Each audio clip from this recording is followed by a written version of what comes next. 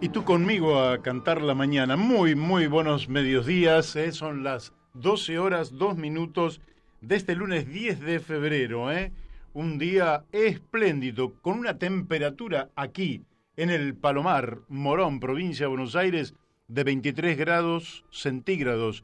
Una humedad del 47% y un vientito a 13 kilómetros por hora. Cero probabilidad de precipitaciones.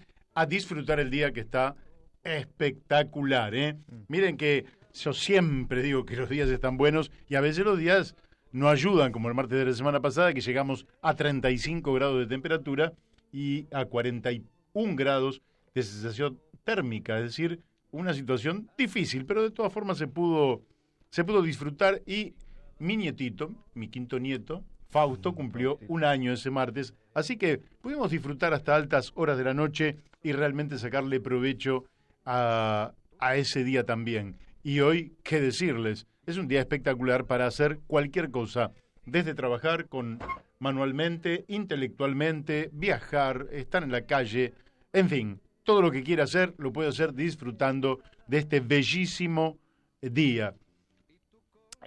Bueno, estamos aquí con Daniel Pérez. Buenos días, Daniel Pérez. Buenos días, Mario. Buenos días, audiencia. Buenos días, Héctor. No. Beto Perdomo, nuestro operador y su hinchada. Buenos días, Beto, ¿cómo te va? Ahí está, Beto, desde atrás del cristal, desde la pecera. Como algunos dicen, no sé si la pecera es la de aquel lado o la de este lado, pero no importa. Le damos también los buenos días a Daniel de Abrantes, que está en Córdoba, paseando el hombre. Me parece muy bien que lo pueda hacer porque ha llegado su hija de Alemania, su nietito y su yerno. Bueno, perfecto. Buenos días, Daniel. Le vamos a dar también los buenos días a Radio Fénix de Corrientes, 92.1 MHz, y su directora, la doctora Mónica Colunga, que siempre hace posible que esto salga en forma directa, tanto para Corrientes como para Chaco, por lo menos una zona de influencia de una antena muy importante, que es la 92.1 MHz allí en Corrientes. Y cómo no mencionar a nuestros amigos Gustavo Figini y Elvio Yadanza, que hacen posible que este programa, La Brújula, también aparezca en Uspallata, Mendoza, a través de Radio La Paquita, FM 88.9, allí en las alturas de la cordillera de los Andes, de donde mejor se ve la luna, que se ve mucho mejor que desde aquí, desde el Gran Buenos Aires. No solo porque está a 2.000 metros, sino porque el cielo es más despejado y justamente son las zonas donde se ubican los grandes telescopios para mirar justamente el movimiento de los astros y estudiar el cosmos que tanto nos atrae a los seres humanos. Si usted quiere en algún momento encontrar alguno de nuestros reportajes o alguno de nuestros comentarios, lo puede hacer a través de un canal de YouTube, La Brújula en la Luna. Si nos quiere mandar un WhatsApp, que están llegando permanentemente y de los que mañana seguramente haré una larga lista de todos los WhatsApp que nos están llegando, lo puede hacer al 62 97 99 9905. Y acá como me están llegando, me dice, sí, efectivamente, hoy cometimos un error. Si usted nos quiere escuchar por un teléfono celular, porque en estos momentos lo quiere aprovechar, tiene que poner http barra, o sea, 2 barras, tun.in /sfb AR. Y ahí nos puede encontrar. Bueno, en fin. También nos puede ver en directo por el canal de Facebook.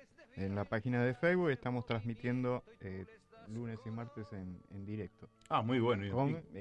¿Y cómo se encuentra la página de Facebook? La Brújula en la Luna. Ah, muy bien. Como La Brújula en la Luna en Facebook, y ahí puede ver la transmisión en vivo del programa. Excelente. Bueno, y también pueden llamar a Radio La Luna 4443 7424, 4443 7424. Lógicamente que puede dejar un mensaje porque no salimos al aire sino con nuestros invitados. Y como les habíamos dicho, los lunes, por lo menos los lunes de febrero, vamos a ir con la gran frase de Miguel Cervantes Saavedra puesta en boca de Don Quijote de la Mancha, y le dice a Sancho, su amigo: hoy es el día más hermoso de nuestra vida, querido Sancho. Los obstáculos más grandes, nuestras propias indecisiones. Nuestro enemigo más fuerte, el miedo al poderoso y a nosotros mismos. La cosa más fácil, equivocarnos. La más destructiva, la mentira y el egoísmo.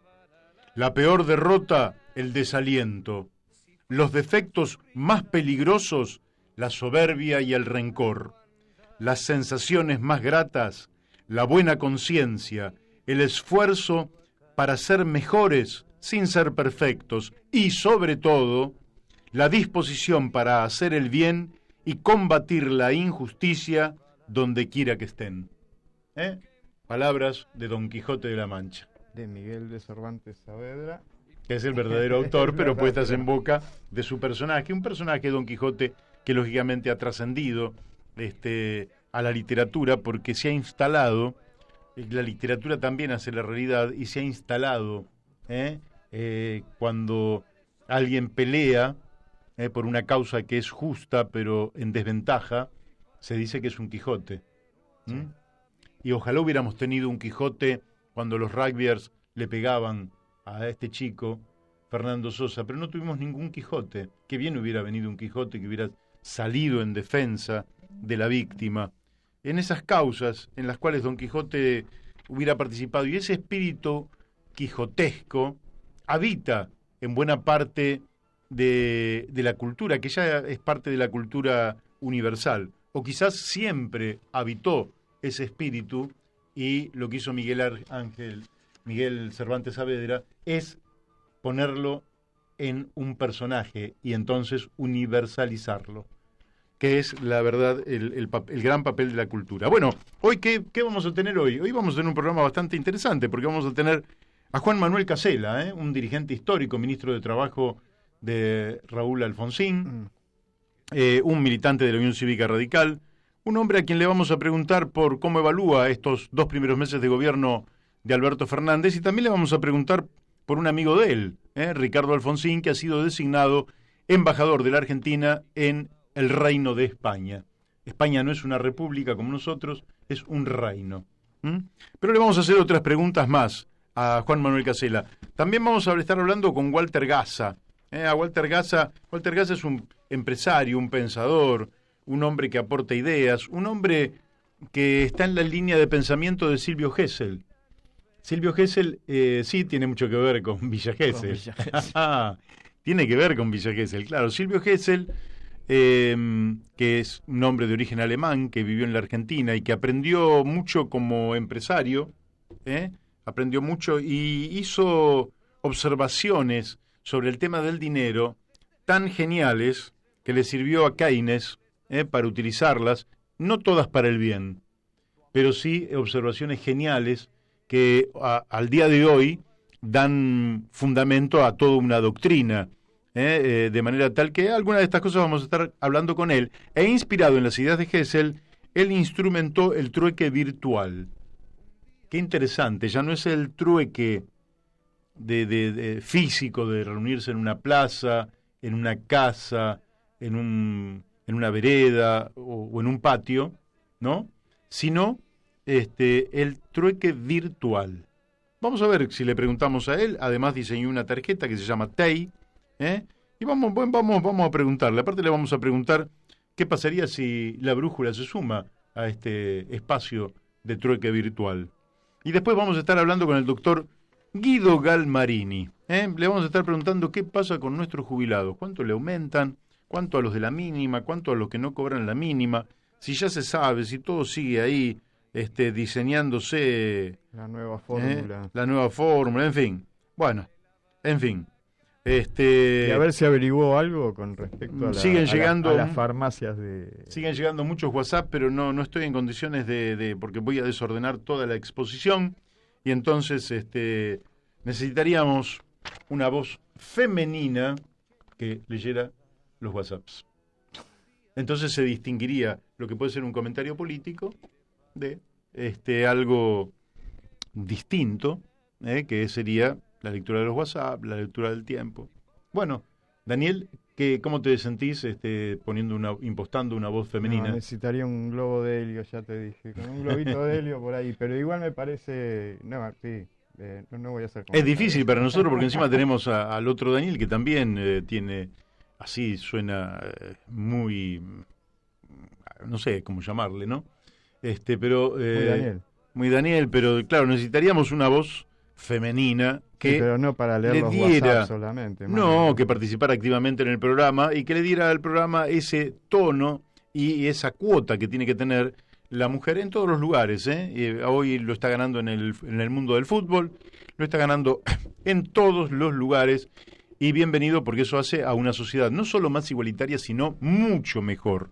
Así que nosotros tendremos que ver si dentro de nuestros oyentes hay alguien que dice, a ver, ¿puedo charlar con ustedes? Quiero ver qué pasa, quiero acompañarlos lunes y martes de 12 a 14 en La Brújula. Hoy un amigo me envió una nota que es una columna editorial de Durán Barba. Sale en Diario Perfil y lógicamente que es muy extensa para leerla íntegramente y lógicamente que nos llevaría un tiempo que no es para la radio. La radio sí. tiene, nosotros somos densos, pero es distinto a la escritura, donde uno se puede explayar de otra manera. Y el hombre, lo que para mí Durán Barba es un servidor de pasado en copa nueva. Es decir, te vende un producto del pasado, pero en un envoltorio moderno. Es decir, te pone un long play de nylon envuelto en un papel súper moderno, pero lo que tenés adentro es algo muy, muy viejo. Y el envoltorio que él utiliza en general es la referencia a autores y libros que estarían diciéndonos que el mundo habría cambiado de una manera tan sustancial como que el mundo ya no sería el mundo, sino que sería otro mundo. Y lógicamente que el mundo cambia. Efectivamente el mundo cambia.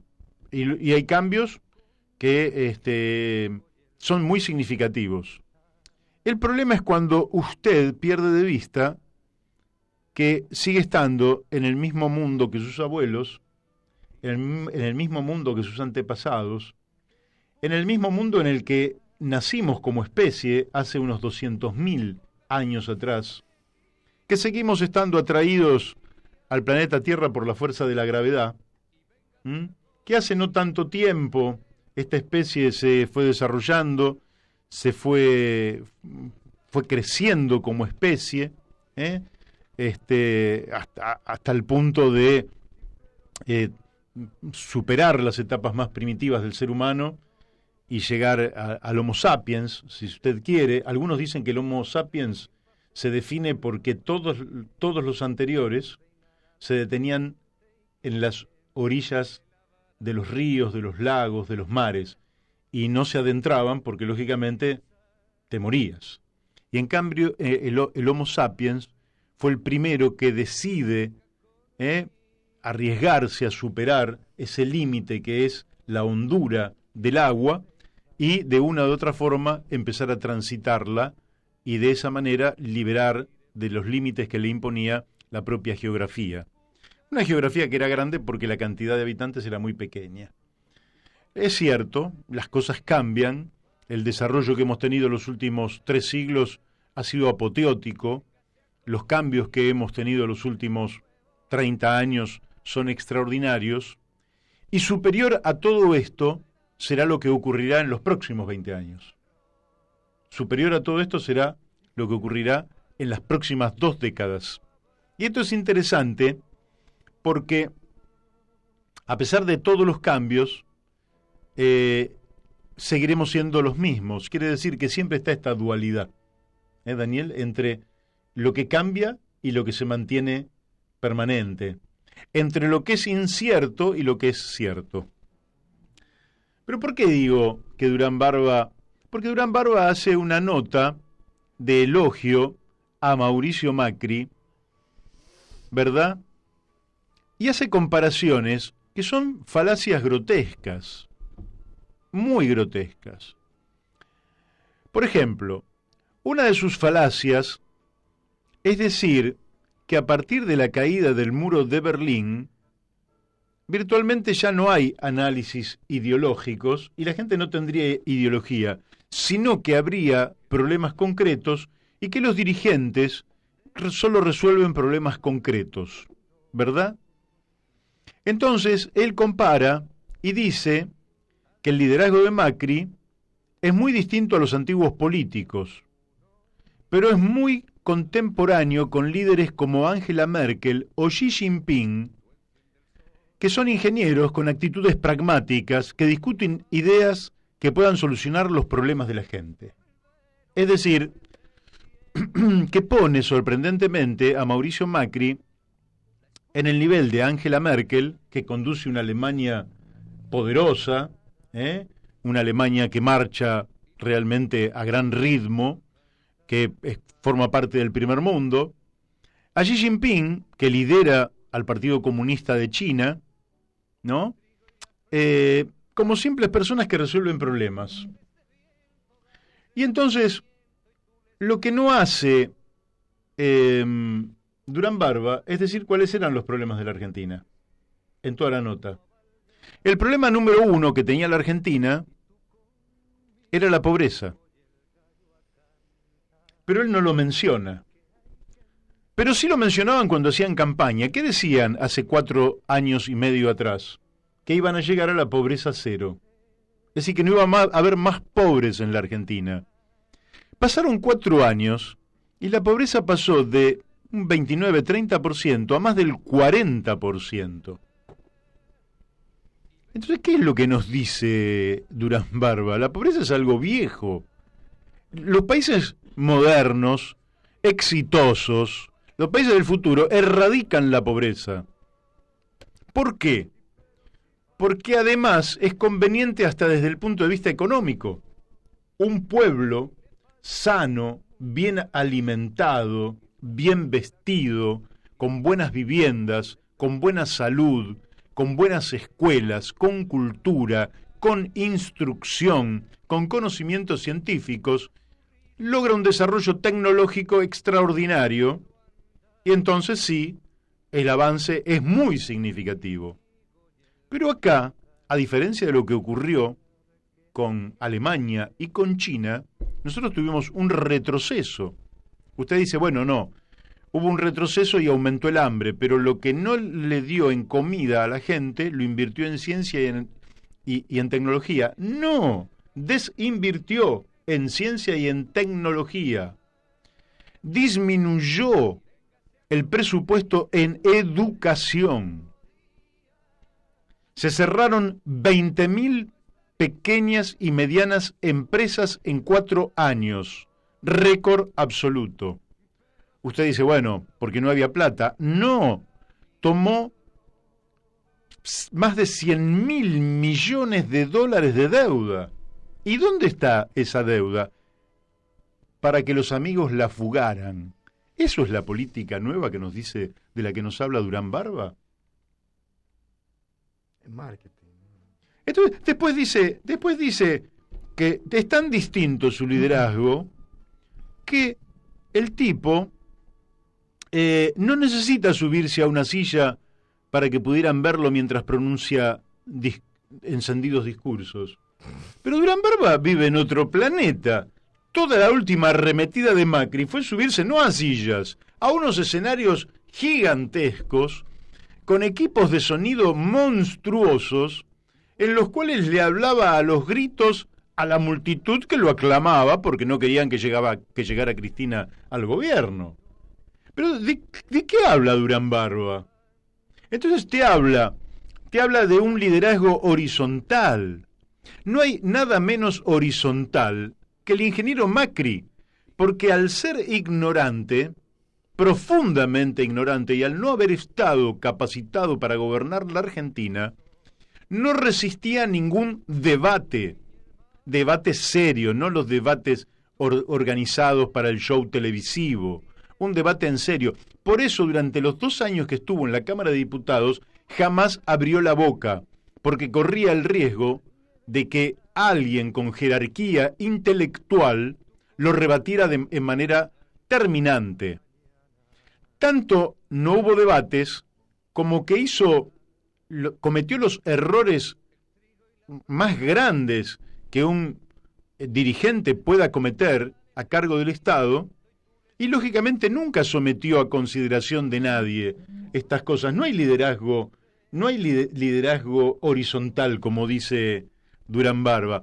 Tanto no lo hay que endeudó a la Argentina sin debatir para qué se endeudaba la Argentina, para qué se iban a destinar esos fondos. Tanto que fue al Fondo Monetario Internacional sin consultar absolutamente a nadie. Entonces, ¿de qué está hablando Durán Barba? Está construyendo nuevamente un personaje como si fuera un hombre pragmático, eficiente, y como si fuera un hombre desposeído de ideología. Durán Barba, que será un hombre inteligente, pero parece desconocer de manera absoluta que todo ser humano tiene una concepción global de las cosas. Todos tenemos una concepción general de las cosas. Y después abordamos los temas en particular. A esa cosa más general, los griegos le llamaron filosofía.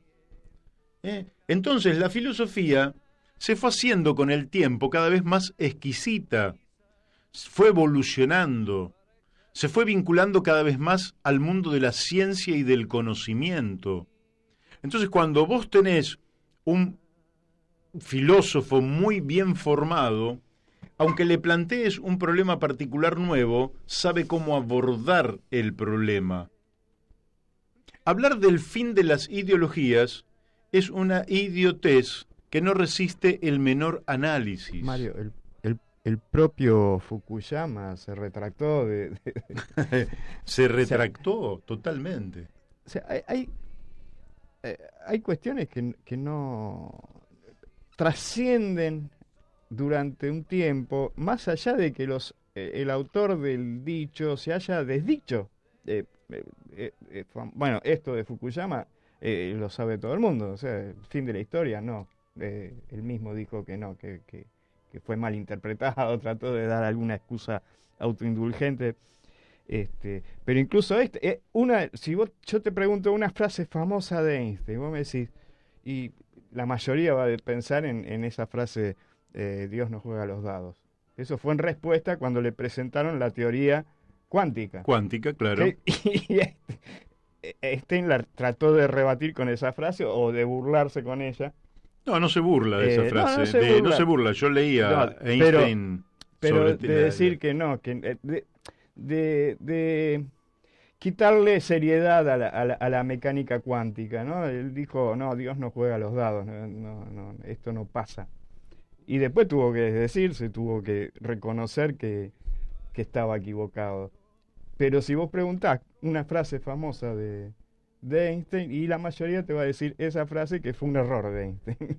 Y sí, puede ser, claramente, puede ser, sí. Sí.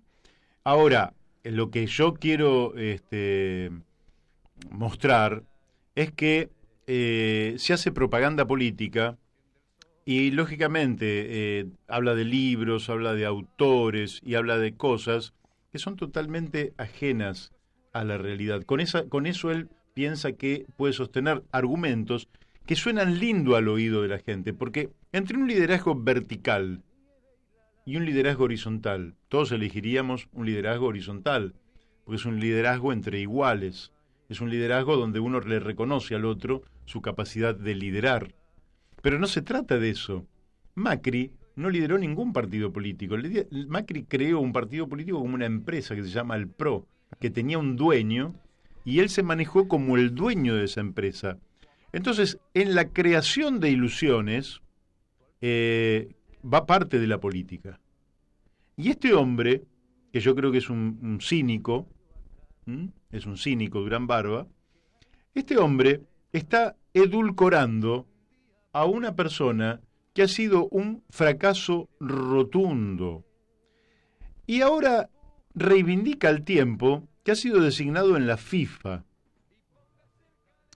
Yo la verdad, que se dedique al mundo del fútbol, me parece bien, Macri. Que no vuelva a Un Boca. mundo del fútbol cuya transparencia está puesta en cuestión en todos los países. ¿Eh? Un mundo realmente bien opaco. Pero si se lo quiere llevar la FIFA, que se lo lleve. Lo que digo que hizo su experiencia, que llevó la pobreza de adolescentes y niños al 52%, que llevó la deuda externa a niveles casi impagables, y que entonces haga su autocrítica y no intente volver, y si quiere volver tiene la libertad de hacerlo, pero en todo caso nosotros tenemos también la libertad de decir quién es este incapaz y resistirnos a que vuelva al gobierno alguien que ha experimentado con nosotros como conejillos de indias y nos ha puesto en una situación realmente lamentable. Ha llevado la Argentina a una situación lamentable. Lo que, amigos kirchneristas, no quiere decir que el kirchnerismo ha gobernado demasiado bien. Solo que el que vino después lo ha hecho tan mal que les ha hecho lucir un poco mejor a ustedes y han vuelto mejores. Acá me mandan algunos amigos, dicen sí, que volvieron mejores. Bueno, veremos. Todavía estamos a 2 meses recién de iniciado esta experiencia con Alberto Fernández. Vamos a esperar un poquito, vamos a darle tiempo y vamos a ver si volvieron. Ojalá que sea así y ojalá que si la derecha quiere volver al poder, también vuelva mejor. Pero que no vuelva mejor con las mismas personas, por favor. Que vuelva mejor con otros actores que muestren mayor capacidad, porque un país necesita tener izquierda, tener derecha, tener centro, tener alternativas, tener diferenciaciones. Eso es así, hace a la diversidad. La diversidad hace a la riqueza política de una nación. Tener distintas opciones hace a esa riqueza política y después corresponde al mundo de la política llegar a los acuerdos pertinentes. Pero nosotros necesitamos tanto que el peronismo, la derecha, todos mejoremos, porque de lo contrario la situación de nuestro país no va a cambiar, Daniel. No va a cambiar. No, va Entonces, a cambiar, pero para peor. Puede Que es lo cambiar que está para peor. ocurriendo desde hace décadas.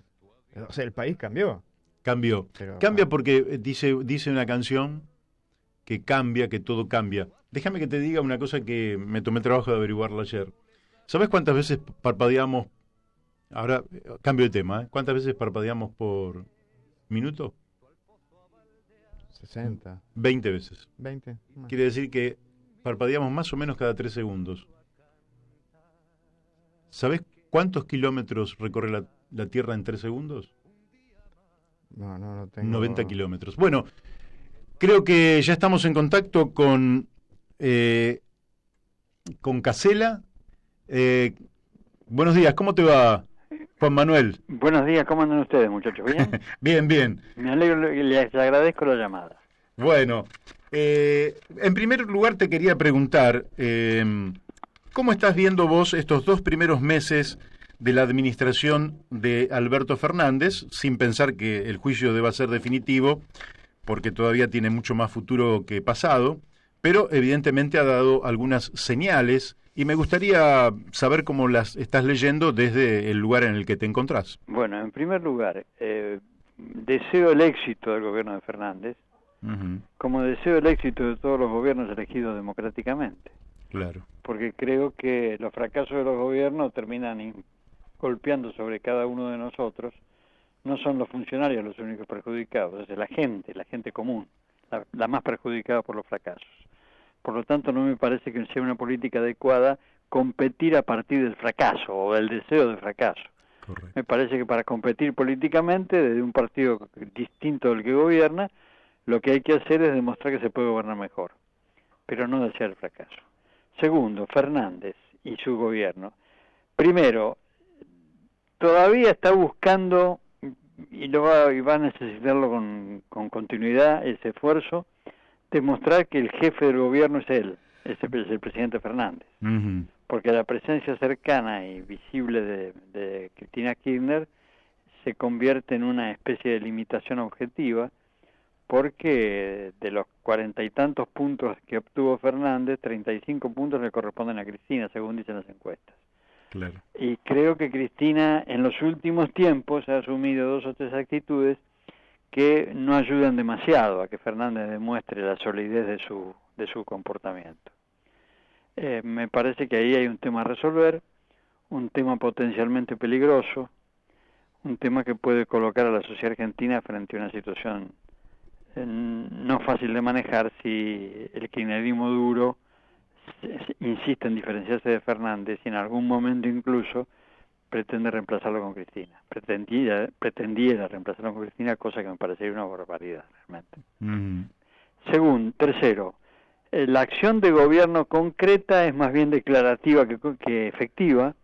La búsqueda del acuerdo por el tema de la deuda con el Fondo Monetario y con los acreedores privados está ocupando el 100% del esfuerzo del gobierno, y todavía no existe, por lo menos no ha sido difundido un programa que apunte a la reactivación económica y al crecimiento. Me parece que todo está suspendido hasta que llegue el acuerdo con los acreedores, si es que llega. Obviamente el acuerdo es necesario porque la deuda en los términos actuales es impagable, pero me parece que además de impulsar ese acuerdo habría que ir definiendo líneas de acción futura en el marco del crecimiento y del desarrollo. Cuarto, me parece que a diferencia de Cristina, Fernández ha decidido adoptar una actitud más moderada y se diferencia a partir de temas como, por ejemplo, los famosos presos políticos, ¿no es cierto? Está sobre los diarios, sobre la tapa de los diarios en estos días. Quinto, la pelea que nosotros estamos desarrollando dentro de la Unión Cívica Radical es una pelea dura que está apuntando a recomponer la identidad y la autonomía del partido, y tenemos dificultades serias porque hay 2 cosas. En primer lugar, un estado de conveniencia y de cálculo por parte de cierto grupo dirigencial que pretende seguir en el PRO, con el aliado con el PRO, partiendo de la idea de que por ahí pasa la posibilidad de cargos y nombramientos. Y en segundo lugar, porque un sector importante de los votantes no peronistas todavía están trabajados por un alto grado de gorilismo, y eso nos dificulta la acción. No sé si he sido claro. Yo creo que sí, yo creo que yo te entendí perfectamente. Te quiero preguntar también en la misma línea, y antes de pasar a otro tema, pero van a ir más o menos todos por aquí, ¿cómo has visto el desenvolvimiento de un Alberto Fernández que durante sus primeros 2 meses de gestión ha viajado a Israel, a Alemania, a España, a Francia, que han dado mucha significación a Jorge Argüello como embajador en los Estados Unidos y el respaldo de Donald Trump, que creo yo que lo multiplicó el propio embajador argentino en Estados Unidos? ¿Vos crees que más allá de lo simbólico esto tiene importancia en la política concreta? Bueno, a mí me parece 2 o 3 cosas. Primero, yo creo que el presidente Fernández ha elegido el campo internacional como aquel área en la que él puede mostrar con más comodidad un espíritu progresista, digamos así. Me parece que esto equivale a lo que Kirchner intentó realizar con los derechos humanos en la primera etapa de su gobierno. Es decir, tomar un tema como para acentuar los rasgos progresistas que Fernández quiere o pretende exhibir con su gobierno. En segundo lugar, creo que también Fernández tiene la esperanza de que sus giras internacionales lo ayuden a encuadrar adecuadamente el tema de la deuda. En ese sentido, me parece que sus manifestaciones públicas han sido notorias y visibles. En tercer lugar, si vos me preguntás si creo en la eficacia de ese reclamo, me parece que es los gestos de los gobernantes, Macron, Merkel, el Papa, el propio Trump, según Argüello, son palabras que habrá que ver si se condicen con la realidad cuando haya que tomar decisiones. Las palabras son, digamos, son favorables a la renegociación que pretende la Argentina, indican el espíritu de acompañar, pero vos sabés que una cosa es la manifestación pública y otra cosa es la acción real que en el caso de Estados Unidos debe dirigirse fundamentalmente al Fondo Monetario, porque Estados Unidos es el principal aportante, ¿no es cierto? Y tiene el dominio del fondo. De manera que me parece que lo de Fernández pasa por ahí. Bien, en este campo, ¿no? Ahora voy a una más específica que lógicamente ya te han preguntado, pero que para mí es bastante importante. En este marco, ¿cómo se entiende la aceptación de Ricardo Alfonsín como embajador en el Reino de España? ¿Cómo lo lees desde una mirada del país en términos generales y en particular desde la Unión Cívica Radical? Bueno, primero, yo ya he dicho públicamente que si a mí me hubieran ofrecido ese cargo yo no lo hubiera aceptado. Por lo tanto, eso está claro, ¿no es cierto? Segundo, creo que el propósito del gobierno, el propósito de Fernández específicamente, consiste en ampliar su base de sustentación política y en ese sentido el apellido Alfonsín le resulta útil como actitud de apertura. Tercero, me parece que es un acto más bien simbólico, porque la apertura real consiste en plantear sobre la mesa la estrategia internacional de la Argentina, para discutirla con los restantes partidos políticos, para buscar una política de Estado que permita generar una presencia homogénea del país. Recién a partir de esa discusión de estrategia de política internacional habrá que designar los embajadores. La apertura por nombres propios no es integral ni satisfactoria, porque sigue pendiendo la discusión de los temas de fondo, la definición de políticas, que en este caso son políticas esenciales. La política internacional argentina debe ser una política de Estado que tenga continuidad en el tiempo, y por lo tanto esa discusión me parece que está faltando. Cuarto, la decisión de Alfonsín fue una decisión de carácter personal. En el caso particular mío yo no fui consultado previamente, no tenía por qué hacerlo, por otra parte. De acuerdo al conocimiento que tengo, él se dirigió a algún grupo de dirigentes partidarios, fundamentalmente a los gobernadores, para conocer el criterio de ellos, y los gobernadores le aconsejaron aceptar. Claro. Ahora, uno mirándolo de afuera, ustedes constituían al interior del radicalismo una corriente progresista, poco proclive al acuerdo con el PRO y más proclive a la constitución de un espacio más de centroizquierda, socialdemócrata, progresista o como se le quiera llamar.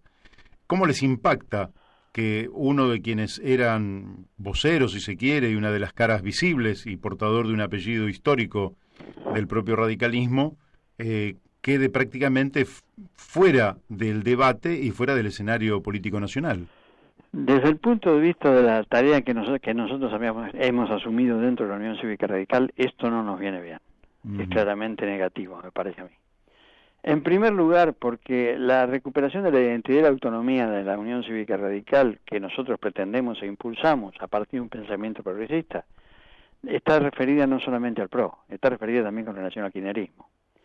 Por lo tanto, nosotros tenemos que demostrar en la práctica que estamos trabajando para la reconstrucción de la identidad en esos términos. La aceptación por parte de Ricardo, por lo menos en el corto plazo, nos perjudica, me parece a mí. En segundo lugar, creo que la visión de Ricardo está vinculada con lo que podemos denominar el compromiso con el interés nacional. Ricardo dice, bueno, tenemos que la convocatoria a hombres ajenos al partido que gobierna ya se produjo con Raúl Alfonsín, menciona específicamente la designación de Tayana en su momento, y por supuesto también la propuesta de Luz del presidente de la Corte Suprema de Justicia. Eso es cierto, pero digamos que la diferencia consiste en que en ese momento el poder estaba en manos de Raúl Alfonsín, que no necesitaba definirse como progresista porque lo era objetivamente a partir de su política de derechos humanos, por ejemplo. Creo que, por supuesto, yo tengo respeto por Ricardo Alfonsín, tengo respeto y afecto por él, y creo que tiene una tendencia a pensar correctamente.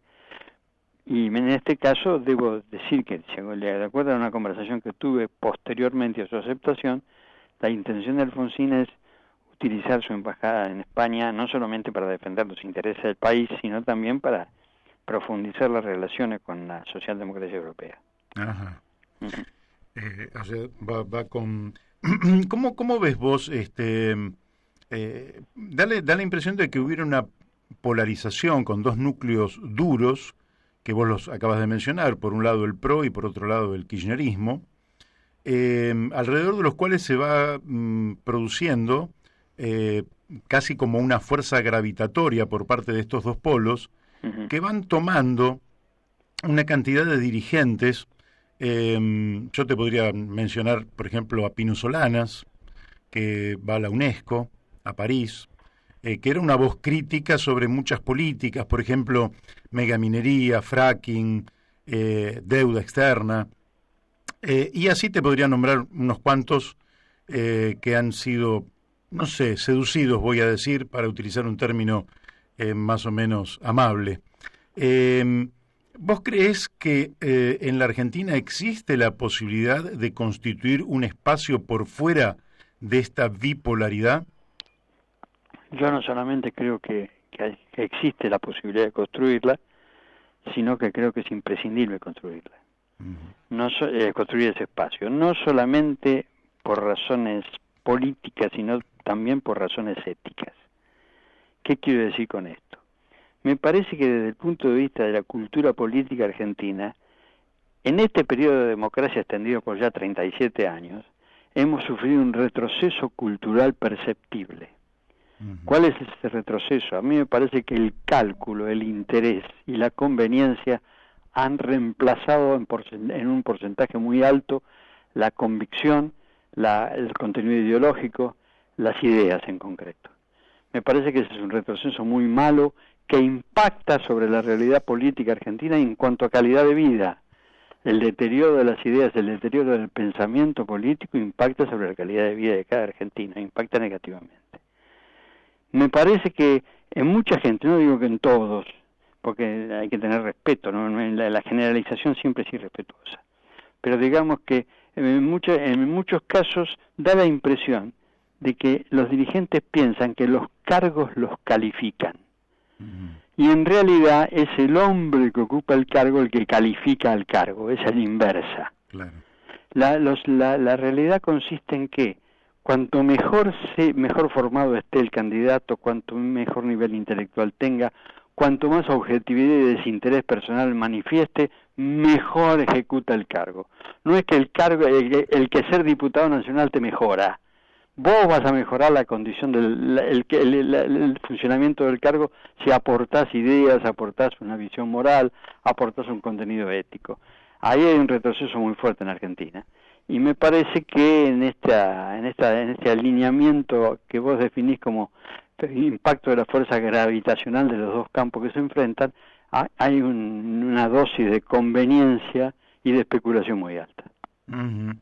Y un elemento que vos lo acabas de mencionar, pero que también quería preguntarte, porque tengo la impresión de que la ética como conducta, como disciplina del pensamiento, ha quedado desvalorizada, es decir, incluso nosotros acabábamos de leer una nota de Durán Barba donde pone el liderazgo como personas que simplemente resuelven problemas prácticos de la gente, es decir, los políticos seríamos una suerte de plomeros, que hay una pérdida en una cañería, vamos, soldamos, cobramos y nos vamos.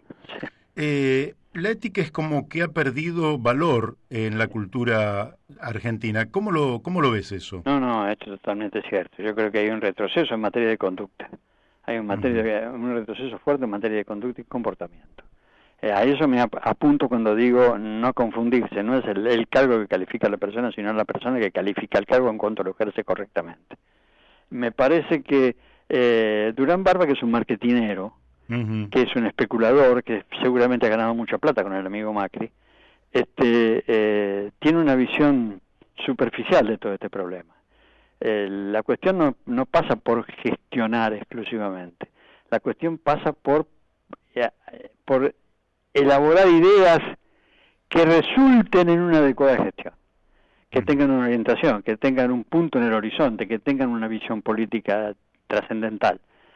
Cuando digo trascendental me refiero no a una visión política de una teoría excepcional de gran nivel intelectual, sino simplemente que trascienda el hecho cotidiano para apuntar al desarrollo de una sociedad determinada, de un tipo de sociedad determinada. A mí me parece que eso está faltando en Argentina.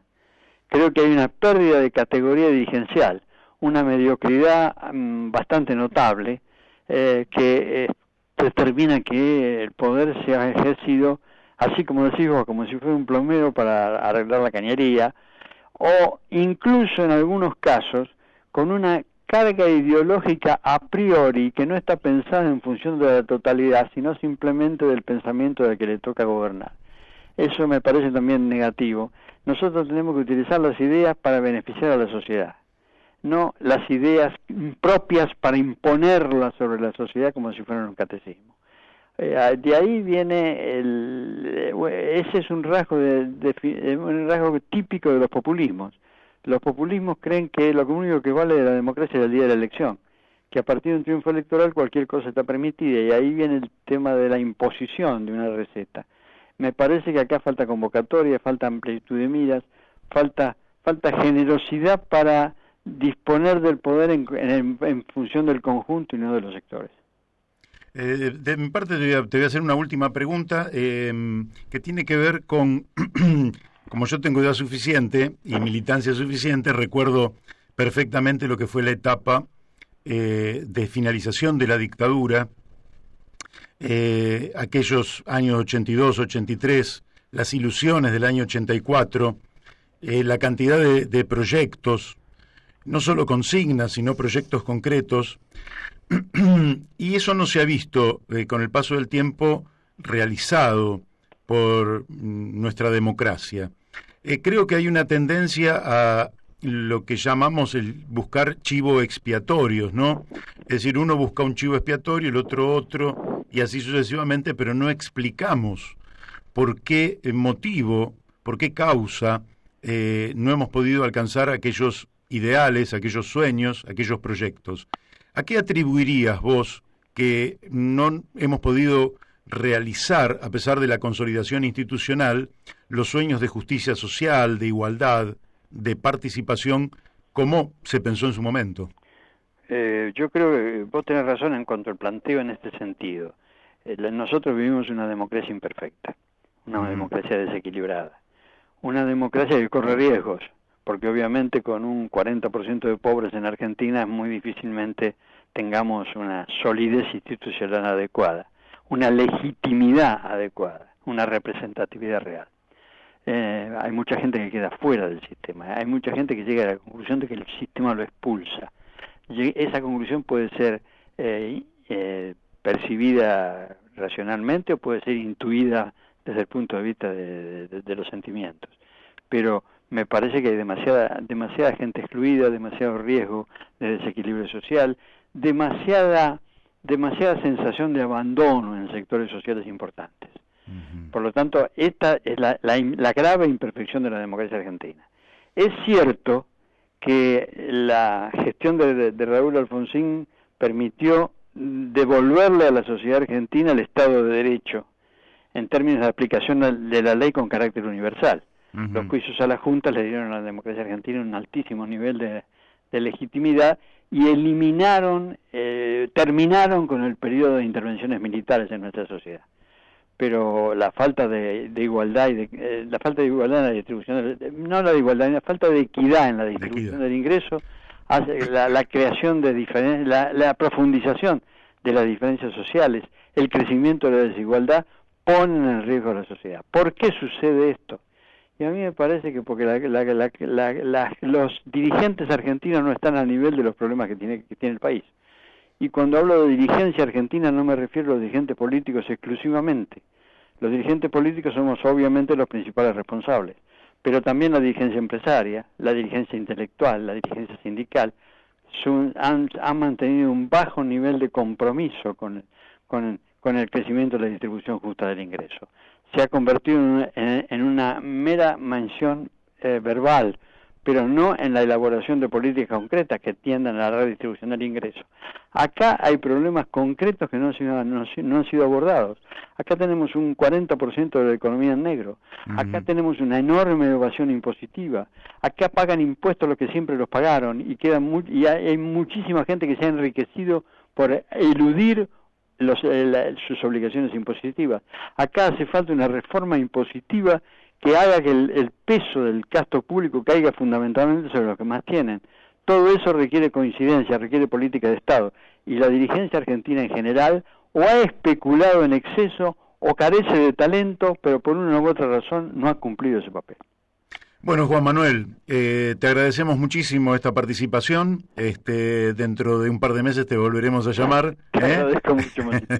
Te agradezco mucho. Y te mandamos un fuerte abrazo. Igualmente, con el afecto de siempre. Igualmente. Bueno, hemos hablado con el doctor Juan Manuel Casella, un dirigente político muy formado, con gran experiencia y trayectoria, y una mirada desde un sector que es el área, diríamos, progresista del radicalismo, que resistió un poco a esta alianza de Gualeguaychú que hizo el radicalismo con el PRO, y que realmente tiene algunas propuestas, esto último que estaba diciendo él, la necesaria reforma impositiva, que yo digo que es la más revolucionaria que escuché en estos últimos 40 años, y quizás sea la medida más importante. Y que si hubiera que decirlo en dos palabras es que los ricos dejen de evadir los impuestos y empiecen a pagar los impuestos. Entonces empezaríamos a dejar de hablar de déficit fiscal, porque tendríamos superávit fiscal si los ricos pagaran, si dejaran de fugar las riquezas del exterior, y eso se podría hacer porque ahí Juan Manuel Casella cuenta con un amigo correligionario, que es Eduardo Deleville, que es un especialista en la materia y que tiene una propuesta que realmente en ese sentido es extraordinaria y que en algún momento los argentinos, no radicales, socialistas, peronistas, liberales, los argentinos deberíamos acceder a ella porque entiendo es la más avanzada y la que mejoraría la calidad de vida del 100% de la población. Sí, estaba pensando en reformas a la ley impositiva. Sí, evidentemente hacen falta muchas reformas a muchas leyes, no solo la ley impositiva, para que este país empiece a ponerse de pie de una vez por todas. No te digo empezar a caminar, pero por lo menos ponerse en pie. Pero yo te digo que es más que una reforma a la ley impositiva. No, pero hay otro tema, o sea, con reformar las leyes no hacemos nada si las leyes después no se cumplen. Tenemos sí, claro. muchas leyes que impedirían este saqueo sistemático que recibe el país, del que es víctima el país por parte de la élite económica, y no se cumplen. Uh-huh. Entonces, digo, con reformar la ley o sea, es indispensable reformar algunas leyes. No, acá, Daniel, esto es una cuestión... Pero la reforma de la ley de por sí, porque bueno, está el dicho popular, ¿no? Echa la ley, echa la trampa, ¿viste? Ya le van a buscar la vuelta y van a hacer trampa por otro lado. Entonces, es más profundo que un cambio... No, pero ahí vos tenés varias cosas. Primero, el tipo de ley que se gestaría. Se gestaría a través de un consenso. Sin consenso no hay ley. Después, con un gran conocimiento público de qué es lo que se está tratando, porque otro de los grandes problemas es que la gente desconoce de qué se tratan las leyes que vota el Congreso de la Nación. No conoce su contenido. En tercer lugar, es que apunta la ley a que la renta social que proviene del incremento patrimonial por ser vos poseedor de tierras argentinas, quiero que se entienda, es difícil de entender, pero es decir, la renta social, que es una suerte de ganancia que no es producto de tu trabajo, sino producto del trabajo colectivo de la sociedad, uh-huh, que acrecienta el valor de tu patrimonio territorial, que esa renta sea la que financie el gasto público. Esto es una idea central que viene de un norteamericano, Henry George, en el siglo XIX, que en la Argentina la tomaron muchos, Juan B. Justo, por ejemplo, de una u otra manera, Guido Pastorino, de Héctor Sandler, tiene varios libros escritos muy interesantes sobre esta materia. Lo toma también Eduardo Conesa, y Eduardo Deledil ha hecho un proyecto concreto de cuánto recaudaría. Y el tema es que no lo puedes evadir, porque es sobre la tierra.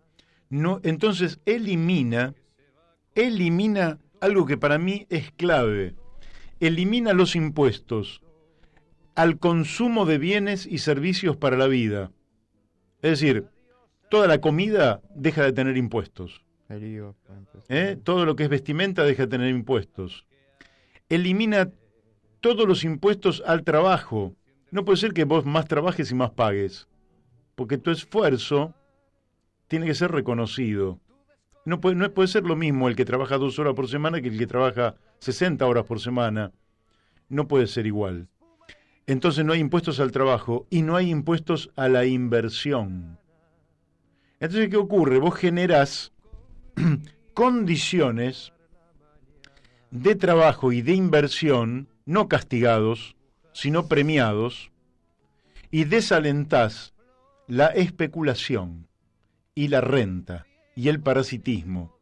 Entonces, yo creo que la Argentina, lo que le falta a esta democracia argentina, es justamente democracia económica. Cuando alcancemos la democracia económica, la Argentina va a salir disparada a toda velocidad y rápidamente va a alcanzar los estándares económicos, sociales y nivel de vida de los países más avanzados del planeta. Pero no lo hará mientras siga prevaleciendo un espíritu de quienes, de una oligarquía, vamos a decirlo así, de una aristocracia, de una clase rica, de un empresariado, en fin, prebendario, que gana más plata especulando que trabajando y produciendo.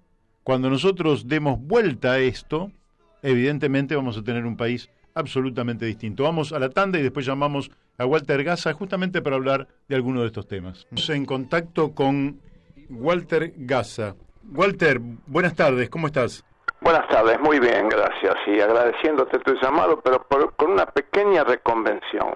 A ver. ¿Qué puedo decir yo después de este reportaje que hiciste con Casella? No me queda nada, absolutamente nada. No digas eso, que te vamos a hacer preguntas distintas. Es la realidad, ¿viste? Es excelente, los felicito a los dos por toda la claridad, todo lo que han dicho, pero a mí no me queda nada. ¿Ahora qué hacemos? Bueno, algo te quedará, porque... Algo me quedará. Mira, ¿sabes qué quería ser también un poquito denso? ¿Me dejás que sea denso? Bueno, dale. Porque vos dijiste en el programa que eras un poco denso. Yo voy a ser mucho más denso que vos. Bueno, dale. Quisiera, si me permitís, expresar 3 frases que son de extranjeros, no son nuestras, dichas en distintas oportunidades, pero que pintan a la perfección todo lo que nos pasa a los argentinos. ¿Te las digo? Sí, dale. Bueno, la primera, Groucho Marx. Estos son mis principios. Si no les gustan, tengo otros. Mark Twain: es más fácil engañar a la gente que convencerla de que han sido engañados. Y por último, el barón Rothschild: danme el control del dinero de un país y no me importa quién haga las leyes. Y no me importa quién haga las leyes. Claro, ahora pregunta lo que quieras. Bueno, sí, bueno, muy buenos. Las 3 frases son muy buenas, así que empezaste bien, empezaste como corresponde. Yo te quería preguntar, porque vos sos, no diríamos el inventor, porque quizás ya estuviera inventado, pero sos uno de los hombres que en la Argentina impulsó el trueque virtual. Así es. ¿Y por qué no nos contás un poquito de qué se trata el trueque virtual? ¿Y cuáles son los principios? Está bien. Mira, yo me voy a desviar un poquitito nada más, un poquito. Sí. Primero, yo empiezo a pensar en el trueque virtual hace aproximadamente unos 40 años, más o menos. El ver que un billete decía, el Banco Central pagará $1 por el billete de $1, me dijo... Bueno, si te pagan $1 por $1, es que evidentemente esto es una herramienta de intercambio, nada más. No es otra cosa. Claro. No es un elemento que puede ser como se hizo, ¿no? Como se realizó, un elemento de presión, un elemento de resguardo. No, en absoluto, es un elemento de intercambio. Por suerte ahora, el 13 de marzo, pasó un pequeño aviso, en Villa Gesell se crea el Instituto Silvio Gesell, que estará a cargo del doctor Carlos Louche, que si querés, si no lo conocés, te lo presento, porque sí, claro, hace mucho tiempo con el que estamos trabajando juntos justamente en este sistema del trueque virtual. Pero, ¿qué sucede? El trueque en Argentina es sinónimo para muchísima gente de pobreza, porque ha sido defenestrado, pero en los años 2001 nos salvó de una guerra civil, aunque no lo quieran creer. Sí, eso sí. Bueno, lamentablemente un conspicuo personaje político quiso participar del sistema político del trueque y no lo dejaron. Entonces, ¿qué pasó? Mandó secuestrar las placas de impresión de los bonos, viste, con lo que utilizaban, los cupones vendría a ser, y imprimió en enorme cantidad y lo largó a través de sus, diríamos, de su gente, bueno, de sus punteros políticos, a comprar en los clubes del trueque. Claro, en ese momento una botella de aceite llegó a costar 5.000 créditos, cuando era el 1 a 1. El 1 a 1, el peso, ¿no? Peso con el bono, no me estoy refiriendo al dólar. E incluso, yo estaba presente en Mar del Plata con uno de los directivos del Club del Trueque y los llamaron para amenazarlo de muerte porque había gente que había ahorrado, había vendido, había hecho un cierto ahorro para comprarse una bicicleta, comprarse algunas otras cosas y no pudo hacerlo. Pero bueno, él les dijo, yo les expliqué de que estos bonos eran falsos. Yo le escribí esto en Tribuna de Periodistas hace muchos años y la gente que se involucró, no voy a dar el nombre del político, no vale la pena, no me dijo nada, pero sí afectó, porque también hablaba de otras cosas que hicieron que el Club de Trueque desapareciera, afectó a un argentino que estaba en España haciendo lo mismo, que había escrito un libro, se llamaba La Tercera Vía, creo que La Tercera Vía, sí, Guillermo Becher, que vino de España, viajó de España para decirme que yo lo estaba afectando con este artículo y que por favor me retractara. Bueno, consulté con los directivos, el Club de Trueque era una buena persona, dice lo que sucede es que lo estás perjudicando en España, que quiere hacer algo bueno. Bueno, está bien, me retracté y dije que él no sabía yo que era un personaje no santo, sino que había tenido actitudes no santas, nada más que esto. ¿Qué te quiero decir con esto? Que el trueque no es lo que te lo pintan. El trueque, vos habrás oído hablar seguramente de Lee Iacocca. Lee Iacocca fue el director, el presidente de Chrysler, y la levantó. Bueno, Lee Iacocca formó una empresa, digamos, internacional para el intercambio. Yo lo sé porque, bueno, no voy a contar todo porque sería ya sí, muy denso, pero quiso o intentó o por lo menos lo planteó a una empresa que construía pequeños cruceritos como Tarrap, que le hiciera un crucero y se lo iba a pagar con motores para los Tarrap 101 y Tarrap 201. Bueno, eso te da pautas de que el intercambio lo han acá defenestrado porque no les conviene a los poderes económicos, financieros, usurarios y todo lo que lucran desde la especulación y no desde el trabajo. Así es. Ahora, qué difícil que es igual, porque mirá, te cuento, te hago un pequeño paréntesis y seguís. Pero acá en el programa nosotros hemos hablado con Nicolás Zulzik, que impulsa una moneda virtual, y también hemos hablado con Mario Cafiero, a quien vos conocés. Sí, cómo no. Que impulsa la moneda par. La moneda par, sí. Y es como que cuesta que todo eso arranque y tome una magnitud. ¿Por qué podría tomar magnitud el trueque virtual que estás impulsando? ¿Por qué podría tomar magnitud? Bueno, yo te explico el por qué no podría tomar magnitud, que es lo contrario, o que no ha tomado, mira, yo hace casi 40 años o más, no tengo las fechas exactas, pero en ese momento, cuando en Suiza, Wirecard, que es una tarjeta similar a la de TI, comienza, vos no sé si te acordarás de esas tarjetas que había con sobrerelieve, donde se pasaba por un aparatito y quedaba impreso, ¿te acordás de esas? Sí. Yo tenía comercio, sí que las... Sí, los tenía los comercios. Bueno, yo ya en esa fecha, con la ayuda de un especialista en computación, Fabián Bauzá, él lo construyó porque yo simplemente di la idea, el técnico, el ingeniero en sistema es él. Había construido un sistema que a través del teléfono se podían hacer este tipo de comunicación, es decir, virtual, el trueque virtual. Bueno, hoy esa asociación que utilizaba en Suiza el sistema de la tarjeta sobre relieve, hoy tiene más de 100.000 pymes asociadas y nivela la economía del franco suizo cuando hay problemas diríamos de pérdida del franco suizo, vamos a decir así, de pérdida del franco suizo. El sistema Wirecard lo nivela. Fíjate la magnitud. En Suiza tiene la sede al lado del Banco Basilea, que el Banco Basilea es el que maneja los bancos centrales del mundo. Claro. Ahora, acá en la Argentina, somos, yo diría, no digo es un país donde el asistencialismo está por encima del trabajo, pero nos han hecho creer que tenemos el derecho de ser asistenciados de cualquier forma, y en realidad lo que hace el Estado, o el gobierno, digamos, no es el Estado, sino los gobernantes, ¿qué hace? De la torta te da un pedacito muy chiquito, lo reparte en migajas, y con eso compra las voluntades para después ellos llevarse la torta. Y eso es lo que nos hace la prensa también. No es mentira que Clarín miente, muchos mienten, todos mienten, pocos espacios vas a encontrar como el tuyo donde la verdad se dice. Y la verdad no paga, lo que paga es la mentira.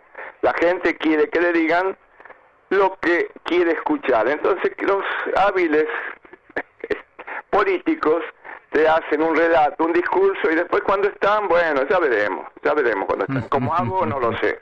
Yo no soy macrista en absoluto, lo voté a Macri la semana, dije, como me equivoqué, pensé que era ingeniero, digo, no es un abogado, viene tratar de festrar a los abogados, pero dije, es un hombre de la producción. ¿Cómo me equivoqué? A la semana ya pedí 1000 disculpas, lo escribí diciendo que me había equivocado, y bueno, y lamentablemente Macri dejó el país en unas condiciones que va a ser muy difícil, aunque Fernández tuviera entre comillas, la intención de solucionar y hacer lo que dijo para subir, me parece muy difícil que lo logre. Entonces, ¿qué es lo que hacemos los que estamos en el sistema del trueque o de que la gente tenga una moneda propia? ¿Qué hacemos? Y tratamos que desde el llano solucionemos los problemas que el gobierno no quiere, no puede solucionar. No sé, yo te está muy bien. Vos me preguntaras, ¿viste? No, me parece muy bien. No, está bien. Yo te voy a preguntar. Quiere decir que a partir de esto nosotros no necesitaríamos que el Estado nos resuelva todas las cosas, porque evidentemente el Estado no está para resolvernos todas las cosas, y nosotros podríamos generar un espacio de intercambio entre gente que consume y que produce. Por supuesto, eso está ahí y eso es moneda par. Y por ahí, lo que yo no conozco, que vos antes anunciaste, que lo voy a buscar, ¿no? Lo que me dijiste recién de esa moneda virtual de este señor que parece que está haciendo lo mismo. Sí, está trabajando en esa dirección, también lo conoce a Mario Cafiero. Ahora, suponete que alguien nos está escuchando y dice, bueno, está bien, yo, no sé, fabrico mates y bombillas. Están dentro de la página. Ajá, bueno, entonces... Tenemos justamente uno de los 162 asociados, fabrica mates y bombillas artesanales. Ah, mirá vos, parece justamente que hubiera... Son 162 personas que están asociadas, pero ahora yo estoy esperando, que creo que, no sé si leíste el último newsletter que envié a todos los asociados del No lo leí. Bueno, ahí anuncio un poco, tal vez adelantándome, que a partir del 15 de febrero vamos a tener la segunda reunión y ya con un plan de trabajo o una idea que va a traer Eugenio Semino. Ajá. Es defensor de la tercera edad. Sí, claro, un amigo. Tiene una llegada a enorme cantidad de jubilados. Él ahí en la Defensoría de la tercera edad, en la calle Belgrano, atiende 500, 600, 800 personas por día que le van a plantear sus problemas. Realmente Semino es uno de los, ¿cómo podríamos decir?, los funcionarios que necesitamos. Ejemplar, sí. Ejemplar. Hablo mucho, él dice que cuando uno se jubila le dan el tiro sanitario y ya se terminó esa persona. Entonces, ¿por qué le sirve TI? Y porque TI le puede dar posibilidades a los jubilados de seguir haciendo cosas, pero en un sistema protegido y sin el uso del dinero, porque cuando empezás con el dinero cuesta hoy, que está barato, 60% anual. Llegó a costar 150 en el sistema de Macri. Y en cambio en el TEI esto no cuesta nada. No cuesta nada. Porque es la gente que pone su capital. ¿Qué pone su capital? Su trabajo. Ahora supongamos que entonces una mujer dice, bueno, a mí me gusta tejer y voy a tejer un pullover, ¿sí? Sí. ¿Lo puede ofrecer allí? Perfectamente. La página tiene para que sacar las fotos. Yo te explico cómo funciona. La página tiene como moneda, digamos, como herramienta de intercambio, porque hay que darle un valor para que todos tengan una equidad con algo, ¿no? Claro. Nosotros le dimos a la unidad de intercambio, la llamamos así, unidad de intercambio, un valor referencial, aclaro, con todo mayúscula, no convertible a un dólar. Es decir, una unidad de intercambio equivaldría referencialmente al valor dólar del Banco Central. Eso hace que no hubiese desvalorización, aunque si querés te hablo de la desvalorización del dólar. Sí, claro. ¿Querés que te hable sobre la desvalorización? No, eso es otro capítulo. Otro capítulo. Pero igual, como es una moneda que por ahora es fuerte, bueno, le pusimos unidad de intercambio. Entonces la señora teje un pullover y lo vende en unidad de intercambio, pero a la vez tiene la posibilidad de que hasta 2.000 unidades de intercambio, que equivaldrían, ponerle a 120.000 pesos con el dólar a 60, más para hacer números redondos, de crédito sin intereses. Entonces puede comprar en la red por esos 120.000 pesos, que serían unas 2.000 unidades de intercambio, y pagarlos con su trabajo, con sus pullovers. No sé si está claro. Yo te pido, por favor, porque como yo, hace tantos años que estoy en esto, por ahí se me escapan muchas cosas. En cambio, las preguntas tuyas van a ser muy constructivas. No, está bueno porque sería el ejemplo también de alguien que da un servicio, por ejemplo. Claro. Yo ofrezco un servicio de plomería, ya que hoy hablé de plomeros, o cortar pasto. Entonces, doy el servicio y cobro en unidades de intercambio. Y con eso también después puedo comprar los mates y las bombillas que ofrece este otro asociado. Sí, hay muchas cosas. Mira, yo te voy a dar otra que también es una promesa, pero bueno, sí lo tomo como muy seguro, lo de Eugenio Semino, pero también la asociación, ¿cómo se llama? La Cámara de Industriales de San Martín, la Cámara de la Industria de San Martín. Yo estuve reunido con el dirigente, con el que está a cargo, y me dijo que después de febrero, para los primeros días de marzo, vamos a tener una reunión para ver de que se pueda instalar en San Martín. Yo creo que tal vez están esperando los resultados de la política del actual gobierno, a ver si crean un sistema o una situación de crecimiento. Como no sé si se va a dar, yo no digo que no, pero digo no sé si se va a dar, tal vez estén esperando eso. Entonces marzo va a ser un mes definitorio. Y si la Unión Industrial de San Martín, con todas las pymes que representa, se uniera a TI, y bueno, a TI va a moneda par, yo no digo TI solamente, digo moneda par, porque es exactamente igual, son dos monedas virtuales que no generan intereses, que eso es lo importante, que vos podés tener una deuda, como estos 2.000 unidades de intercambio, por un tiempo prudencial, 90, 120 días, algo vas a tener que hacer para compensarla, pues si no, quedaría el sistema mitad que compraron y mitad que vendieron y no pueden comprar, ¿no? Sí, claro. Sin ningún interés, absolutamente. Y acá lo único que se cobra para que el sistema funcione, que hasta ahora no se ha cobrado porque no está funcionando como debería funcionar, es decir, no hay gran cantidad, sino una cantidad de movimientos muy pequeña, en el 1,5% de la operación. Es decir, el que vende, en lugar de acreditarle en el centro de datos 100 puntos o 100 unidades de intercambio, se le anotan 98.5. Y el que compra, en lugar de deber 100, va a deber 101.5. Ese 1.5 de ambos lados es lo que va a sustentar todo el sistema, porque te puedo asegurar que yo ya estoy, digamos, y no quiero quedar mal en tu programa, pero estoy con la lengua afuera. Yo ya he puesto mucho tiempo, mucho esfuerzo, mucha plata, que me ha valido incluso hasta que mis hijos y mi familia me miren un poquito de costado, en el sentido de decir, papá, vos siempre con la misma.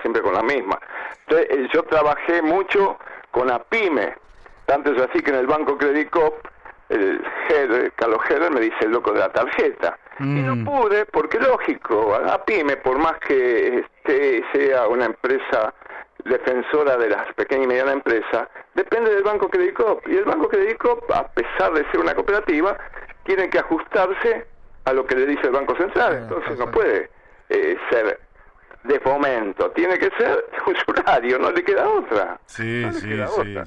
Entonces nunca pude en la pyme ni siquiera hacer un listado de las empresas pymes y difundirlo. Este hace esto, el otro hace esto, como para que empezara el intercambio. No lo logré. En época del ingeniero Jaime Godelman, que me apoyó mucho, pero no pudimos. Ya Jaime Godelman falleció hace unos años, lamentablemente.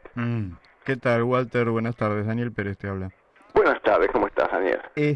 Bueno, para aclarar un poquito voy a poner un ejemplo para que se entienda mejor. Si yo, por ejemplo, fabricara X producto, no voy a poner un ejemplo concreto. Fabrico X producto, lo tengo en la página de intercambio, y necesito materia prima para fabricar ese producto.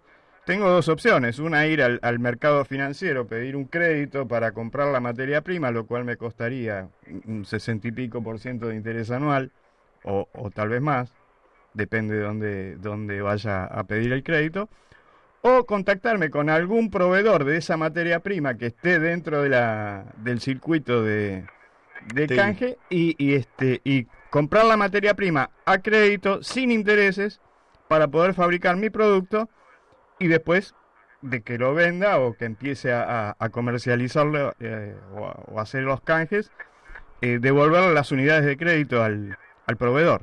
¿Es así? Es así, exactamente. Mira, yo siempre fui industrial hasta que me jubilé. Hasta que me jubiló Menem, ¿no? Porque Menem me hizo un pedo de la industria, así que, no hablemos. La perdí con Martínez yo y la perdí con Menem. Te imaginas que tengo unos cuantos años. Conozco lo que es la industria. La industria siempre tiene una capacidad ociosa. Yo, por eso, cuando hablo de este tema, no digo vamos a suplantar el dinero, no. Digo vamos a hacer una especie de adyacente, de colaborador, de complemento. Todas las empresas industriales, sobre todo, tienen capacidad ociosa. Esa capacidad ociosa, que puede llegar hasta un 40 o 50%, tomemos de esa capacidad ociosa un 15 o un 20%. Yo te lo digo porque tuve industria toda mi vida y sé lo que es una industria. Correcto. Entonces, ese 15%, 20%, y lo coloco en este mercado. Y de esa forma incremento mis ventas, porque si yo estoy vendiendo parte con dinero fiat, digamos, el dinero que no tiene respaldo, pero es un dinero que la gente le gusta, y otro con el sistema de intercambio, de la unidad de intercambio, y voy a tener más ventas, porque evidentemente si tengo que buscar un proveedor que me dice, mira, el 80% me lo tenés que pagar, pero el 20% tenés esta posibilidad de hacerlo mediante un sistema de intercambio. Y la pucha, yo le voy a ir a comprar a ese, no le voy a ir a comprar a la empresa monopólica que seguramente no me va a hacer posibilitar el intercambio o que pague con unidades ¿está claro? Claro, quiere decir que si yo tuviera, que no tengo, lo aclaro por las dudas, porque Si yo tuviera un restaurante, por ejemplo, y digo, uy, los miércoles la mitad de las mesas las tengo vacías.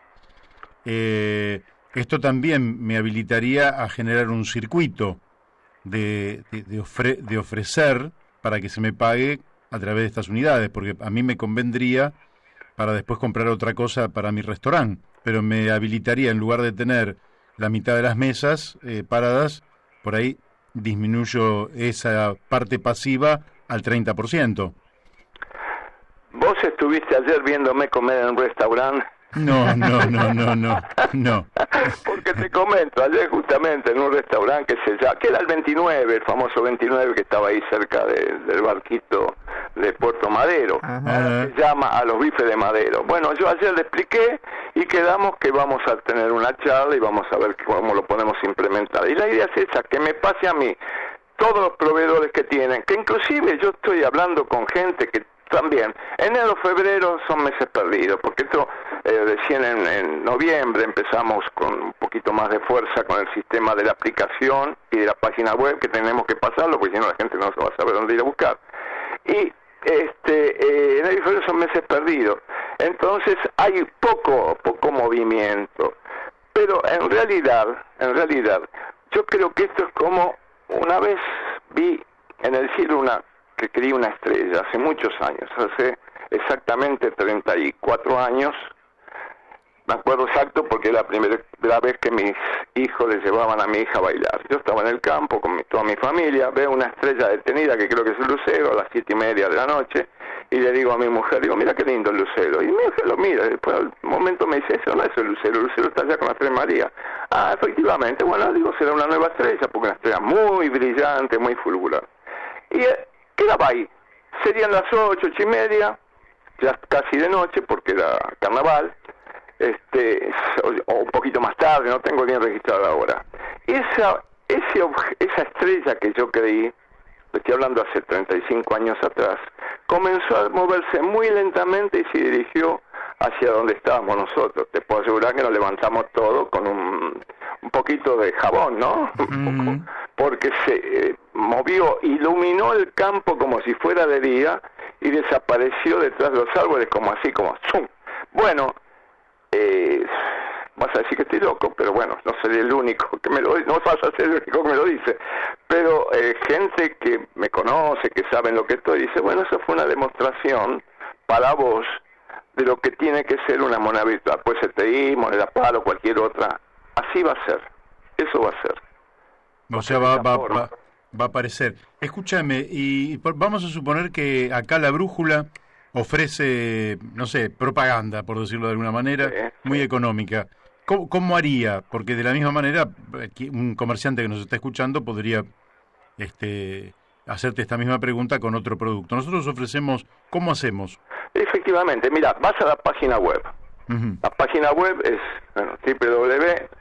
www.intercambiolibre.tei, todo junto, intercambiolibre.tei.com.ar, y podés asociarte y comenzás a operar, no tenés que pagar nada absolutamente, tenés que dar tus datos, lo que haces es hacer la publicidad, y vos podrías, por ejemplo, en la página, la audición La Brújula en la radio La Luna, bueno, de lunes y martes, tal día, bueno, y podrías decir, bueno, yo acepto avisos en una parte de cualquiera que esté en el sistema, una parte en peso y otra parte en unidad de intercambio, que después la vas a vos cambiar una vez que esto, como te dije yo, como ese objeto no identificado tomó la velocidad. Cuando esto tome la velocidad que corresponda y esté ya no con 162 asociados, sino con miles de asociados, esto va a ser como la moneda común, con una gran diferencia, que va a ser respaldada por el trabajo,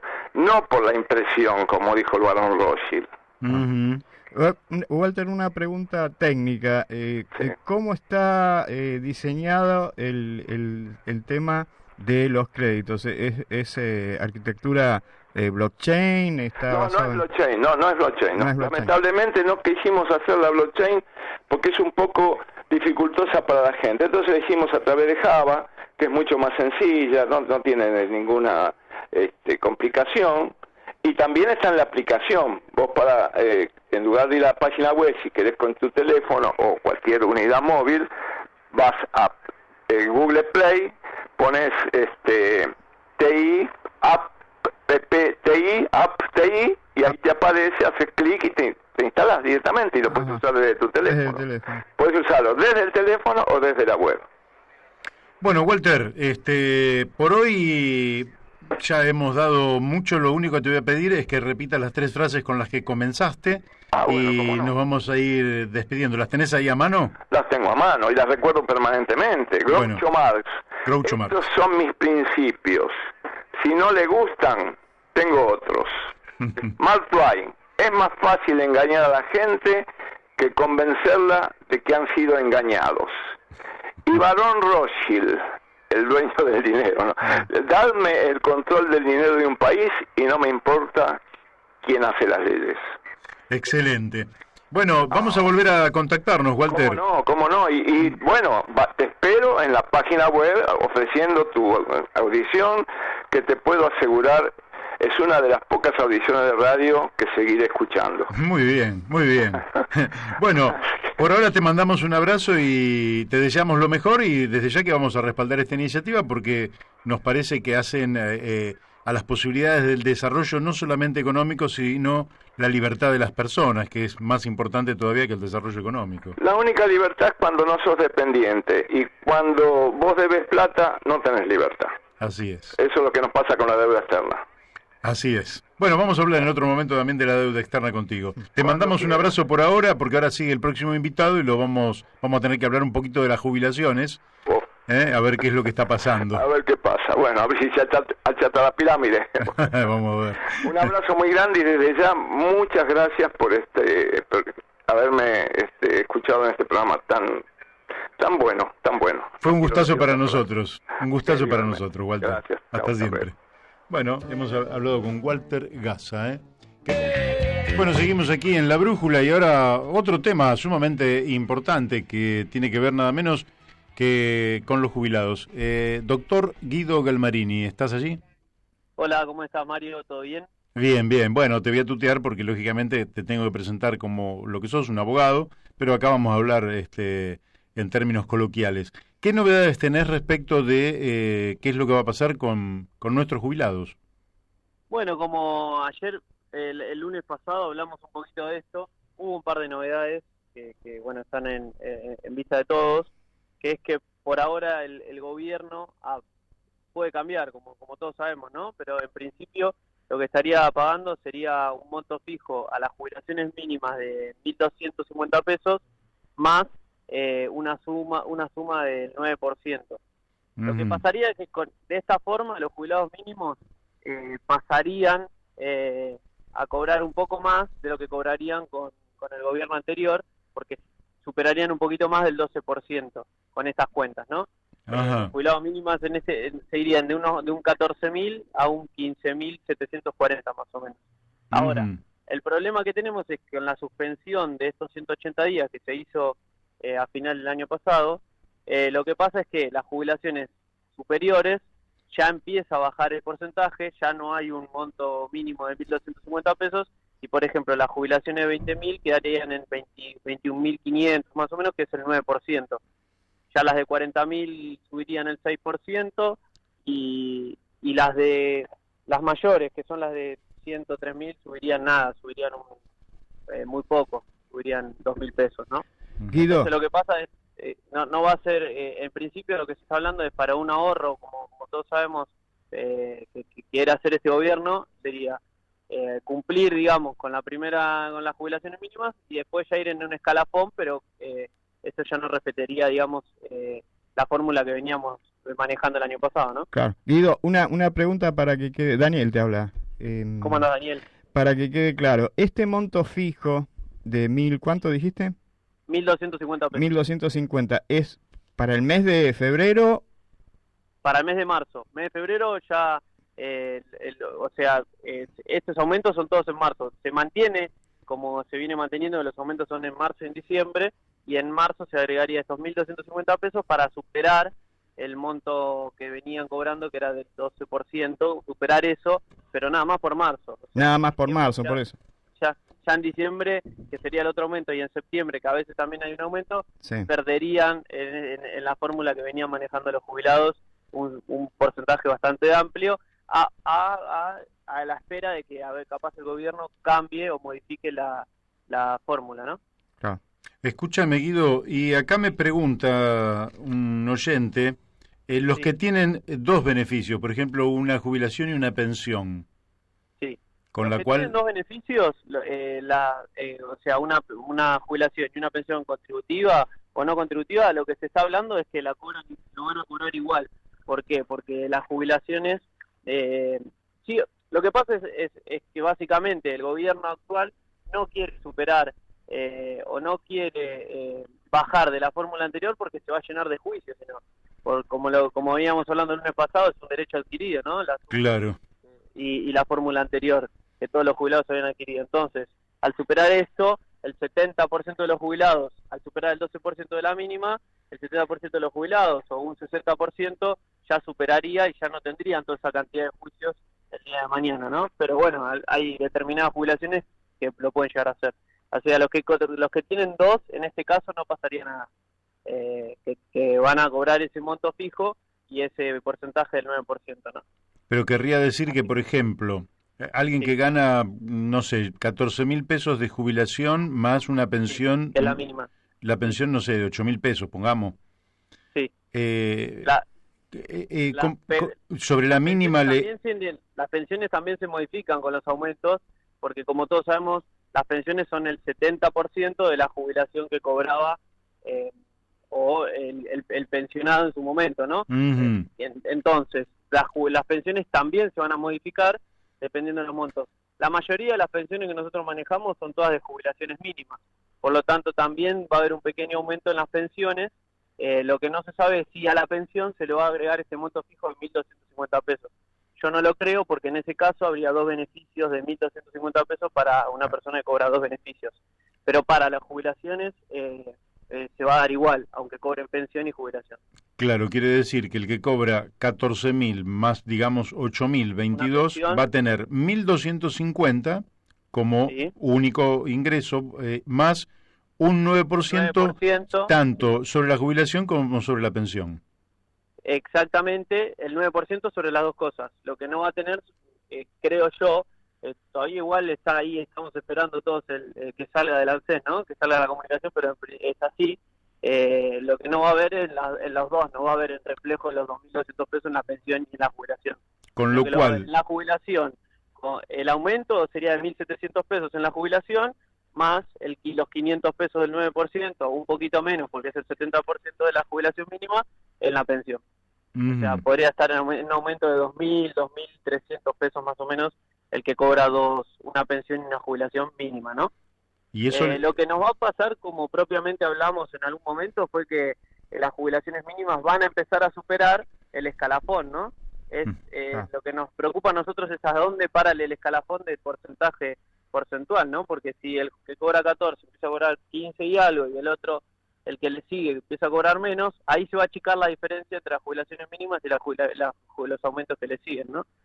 Pero claro, bueno, estamos todos realmente a la espera, porque la gente está preocupada, pero si se da esto, lo bueno que podemos decir es que en principio se cumpliría o se superaría lo que cobrarían con el gobierno anterior, El las 11%. jubilaciones mínimas. en las mínimas, Pero y no se en las cumpliría en el 30% superior. Exactamente, en el restante ese es el problema, que sería el aumento que le sigue es el de las de 20.000, por ejemplo, que ya estarían quedándose con el 8%, como dije antes, más o menos de solo aumento. Entonces va bajando, mientras subimos del escalafón, va bajando el aumento, ¿no? Claro, También ahí queda en vista lo que en algún momento se había hablado, que era la jubilación de privilegio, que se había presentado un proyecto en la Cámara que todavía no se definió, que era esto de suspender la jubilación de privilegio, bajar el escalafón, bajar también que no haya aumentos, todo para hacer un ahorro, ¿no? Como ahora, todos. hay jubilaciones de privilegio que son otras cajas, que no es la ANSES, No, lo que estamos hablando nosotros es con el ANSES. con el ANSES. Con el ANSES.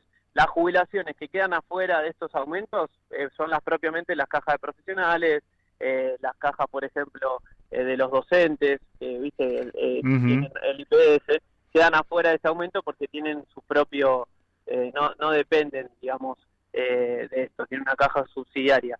Pero lo que estamos hablando, digamos, es sobre el ANSES, que es la mayoría de los jubilados que nosotros tenemos en nuestro país, ¿no? Después las cajas profesionales van teniendo sus propios aumentos y son porcentuales también a lo que cierran en paritarias o lo que cierran en aumento salarial. Entonces es diferente las cuentas. Ahora escúchame, ¿cuánto se ahorra el Estado en estas...? El Estado en la realidad es que habla de que si hace esto ahorra 100 millones de pesos más o menos.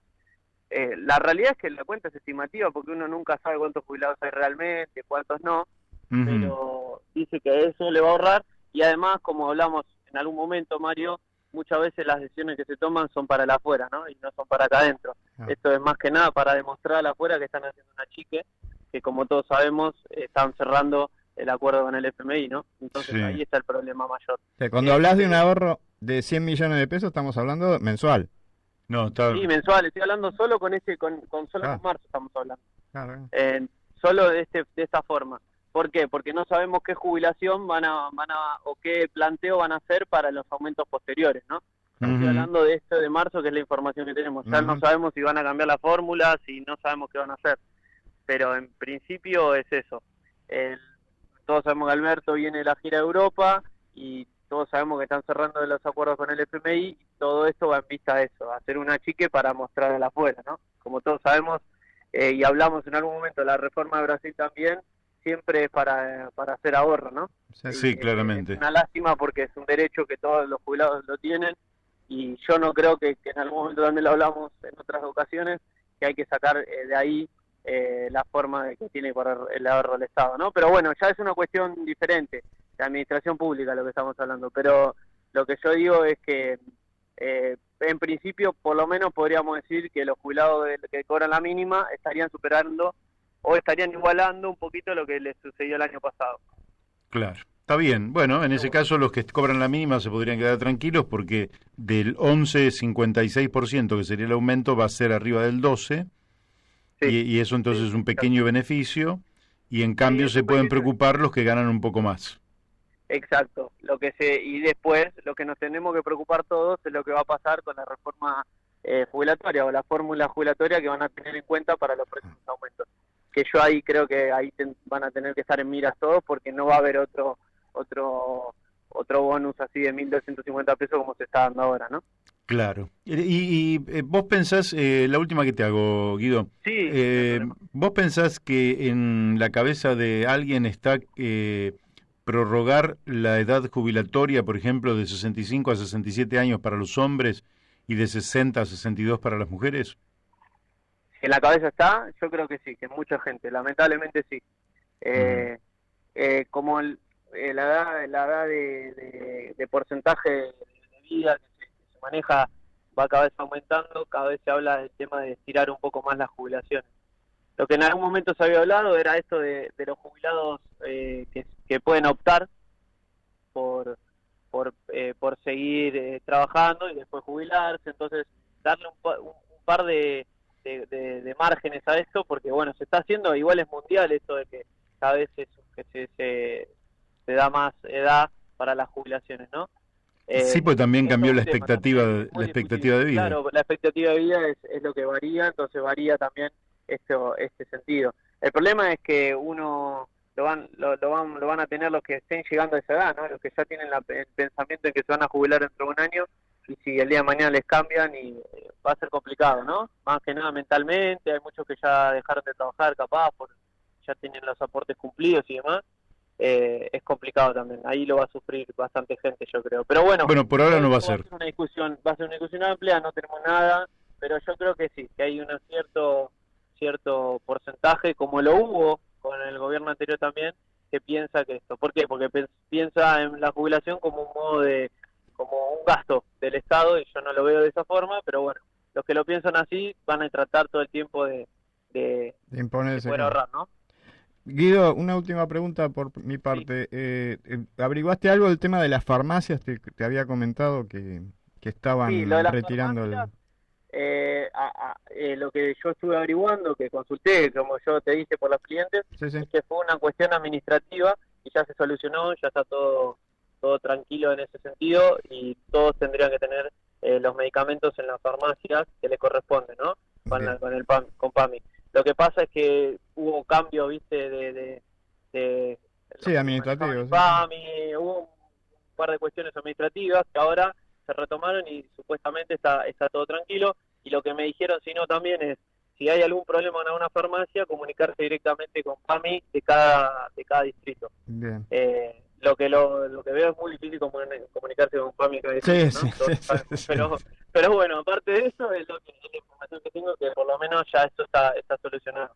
Es una tranquilidad también. Pero bueno, como todos sabemos, acá puede cambiar todo y en principio vamos de esta forma. Capaz mañana nos enteramos de otra cosa y el lunes que viene estamos hablando de otra cosa, Mario. Pero bueno, así estamos, ¿no? Bueno, esto es Argentina, así que sí, porque se suspende la aplicación de una ley. Esto es Argentina. Las leyes no se han hecho para suspender su aplicación. Pero sí. Pero bueno, ¿qué vas a hacer? Bueno, Guido, te agradecemos muchísimo, te mandamos un fuerte abrazo y nos volvemos a comunicar el lunes que viene. Un saludo para todos ahí, gracias a todos los que están escuchando y les mando un saludo grande. Bueno, el lunes que viene seguiremos, seguramente vamos a tener más cosas para seguir hablando de este tema porque se va a seguir moviendo el tema. Bárbaro. Bueno. Dale, abrazo. Un saludo grande, María. Hasta luego. Hasta luego. Hemos hablado con el doctor Guido Galmarini. Bueno, como ven, quedó bastante claro. Los que ganan la mínima van a tener un pequeño incremento y los que ganan un poquito más que la mínima se van a ir quedando un poquito rezagados. Sí, los que ganan más, achatamiento de la pirámide. Los que ganan más van a quedar más retrasados y se produce este achatamiento, lo cual implica que va a haber un porcentaje importante de jubilados que van a verse afectados, que no son los de la mínima, porque estos se ven beneficiados, pero el resto puede iniciarles un juicio al Estado, lógicamente que son juicios de 10, 20 años, ¿no? Que si una persona que tiene 80 años tiene que tener una salud de hierro para poder sentir el beneficio de restituir su derecho. ¿Qué va a hacer? Yo creo que hay una gran resignación. Creo que de todas formas es un tema que debe abordarse. No creo que tampoco sea cuestión de poner como el avestruz la cabeza dentro de la tierra y decir acá no pasa nada. Creo que hay un problema, pero creo que en parte ese problema tiene que ser resuelto con la participación de todos los actores y fundamentalmente de los interesados. ¿Por qué? Porque en general la lógica muy sencilla, muy simplona de los economistas es, bueno, falta tanto y listo, lo resolvemos sacrificando a la gente. No, hay que mirar la manera de yo creo, desde una mirada más humanista, ver cuál es el vínculo entre las personas y el trabajo. Personalmente tengo una opinión. Yo creo que el trabajo es vida. El trabajo en exceso nos mata. Cuando vos trabajás lo que el cuerpo no te aguanta, entonces sí, eso es tremendo. Pero el trabajo es vida, es actividad, es producción de bienes y servicios, es mantenerte en contacto, es sentirte útil, tiene un montón de ventajas. Ahora, una persona cuando supera los 60 años, ¿debe seguir trabajando 8 horas? O quizás a partir de los 50 la jornada debería reducirse considerablemente, después de los 60 volverse a reducir, después de los 70 volverse a reducir, ¿verdad? Pero no me gusta el sistema a partir del cual una persona que trabaja 40 horas semanales de pronto no trabaja, ¿no? Y es como que hay una desconexión con el mundo real, o están los otros que ya viejitos siguen trabajando una cantidad de horas tremendas, y la verdad que también eso no me parece adecuado. En fin, me parece que es un tema a debatir, es un tema, yo creo que por ejemplo quienes están vinculados a la educación y se jubilan a una edad quizás no tan grande, ¿cómo podrían seguir trabajando al mismo ritmo que lo hicieron toda la vida? No, bajo ningún punto de vista.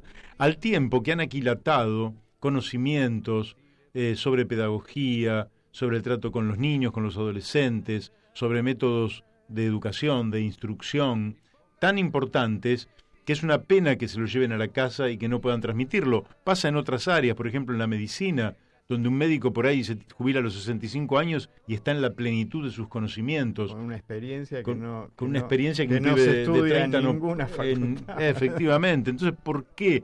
Ahora, ¿por qué no reducir considerablemente? Sí, pero que ya esté en una etapa, por ejemplo, más pedagógica, más de transmisión de sus conocimientos al que viene. Pasa también en la ingeniería, donde el ingeniero con 30, 40 años de experiencia tiene unos conocimientos que efectivamente no te los transmite la universidad, ninguna facultad te los logra transmitir.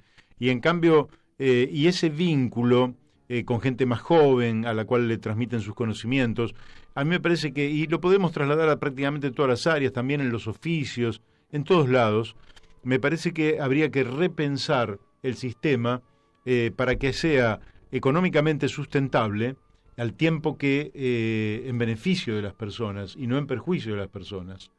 Lógicamente, cuando el trabajo se transforma en algo insoportable, la gente no hace otra cosa que, como gente que yo conozco, tachar día a día, como si estuviera en una prisión, cuánto le falta para jubilarse, para un día decir, bueno, se terminó. Claro, ¿por qué? Porque, y si es una carga tan insoportable, vos querés salir. Bueno, ya estamos llegando prácticamente a la hora de finalización de nuestro programa. Creo que hemos tratado temas sumamente interesantes e importantes desde lo político, desde esta mirada de economía alternativa que nos ha planteado Walter Gaza y también, bueno, algunas novedades que ha habido sobre el tema jubilatorio. Las 2 horas nos van quedando cortas, pero tratamos, bueno, dentro de nuestras posibilidades de hacerlo entretenido.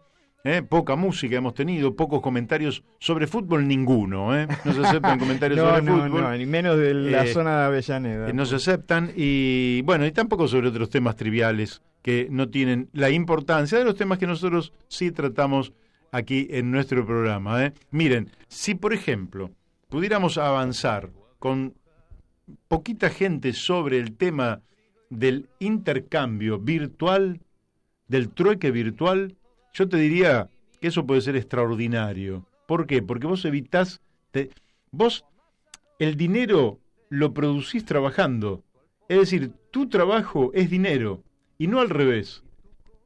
¿Sí? Es decir, vos hiciste el pullover, tu pullover vale 10 unidades, entonces lo mandás a un mercado que vos producís el dinero, por eso el dinero no tiene interés. En cambio vos decís, necesito un pullover. Tengo que ir a comprar un pullover, necesito plata, no tengo la plata, lo compro en crédito. ¿Cuánto te cobra una tarjeta? Te matan. Acá es creación de dinero sobre la base del trabajo sin interés. Miren qué importante el día que este elemento cultural se incorpore a nuestra conciencia, transformamos todo el régimen capitalista y damos un salto cualitativo hacia una vida mejor para todos. Bueno, damos por concluido en el día de hoy nuestro programa La Brújula. ¿Te pareció lindo, Daniel? Sí, interesante. ¿La pasaste bien? Muy interesante, sí. Juan Manuel Caseras estuvo muy bien. Sí, muy bien. Hablando del trabajo y de si la pasé bien, me acordé de una frase y volviendo al tema también de las frases célebres. No sé quién la dijo, no recuerdo quién la dijo. Si uno hace lo que le gusta, no trabajará un solo día de su vida. Así es, o lo hará con tanto gusto, tanto placer, que extrañará ese trabajo, que en definitiva es útil a la sociedad, pero para el que lo hace es un placer. Eso debería ser el trabajo, un placer para el que lo hace y un beneficio para el conjunto de la sociedad. Nos estamos encontrando mañana. Mañana vamos a tener un programa bastante particular porque vamos a tener durante las 2 horas a Jorge Rulli. Jorge Rulli. Un hombre del grupo de reflexión rural, un hombre de la resistencia peronista, un hombre con una trayectoria extraordinaria que para nosotros es un lujo haberlo convencido y que venga acá a charlar con nosotros durante 2 horas, mañana. No se lo pierda. Va a ser un programa de colección, porque hay programas que pasan y ese va a ser un programa que no va a pasar, va a quedar allí, de colección, para que dentro de un año, dentro de 5, dentro de 10 años, alguien lo vuelva a escuchar y vuelva a apreciar la sabiduría que ha aquilatado una persona como Rulli, que es admirado por tanta gente porque justamente con cabeza propia ha desarrollado un conjunto de ideas tan útiles para los argentinos que merecen ser escuchadas. Mañana lo tenemos aquí, así que desde ya me despido. Hasta mañana a las 12 por Radio La Luna AM 1140. Hasta mañana. Chau.